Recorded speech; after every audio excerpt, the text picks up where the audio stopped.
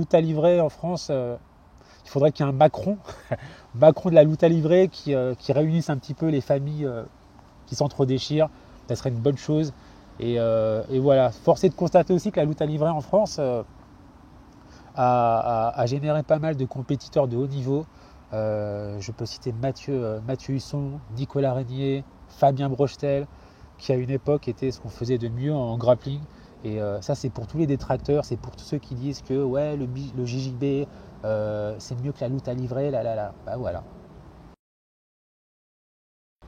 Ceinture noire, alors c'est un objectif, c'est pas forcément une finalité. C'est un peu lourd à porter. Ça vient surtout clôturer des années d'efforts. Mais voilà, quand on voit le niveau des ceintures noires en France, quand on voit le niveau des ceintures bleues au Brésil ou ailleurs aux États-Unis, voilà, on se dit qu'il y a un réel problème. Hein. Celle qui fait taper.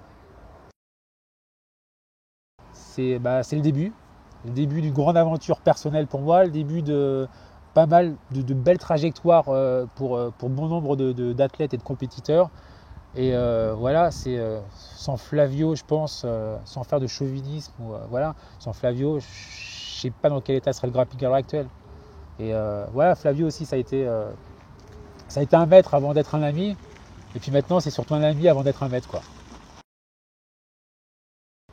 Leggings, la pire chose qui soit arrivée au Jiu-Jitsu, après le berimbolo, je crois. Facebook, très gros problème également, très gros problème. Facebook, ça a un petit peu nivelé le niveau du jiu-jitsu vers le bas. Alors j'entends par ça que tu as des mecs qui ont gagné une compétition, ils étaient deux, ils affichent leur profil champion d'Europe, champion de je sais pas quoi, champion, ouais j'ai gagné. Mais arrêtez les gars, on parlait du foot porn, mais ça c'est pareil, c'est du fight porn quoi. Les mecs, voilà, une compétition dans laquelle il y avait deux combattants, les mecs ont perdu, ouais je suis deuxième. Je sais pas. C'est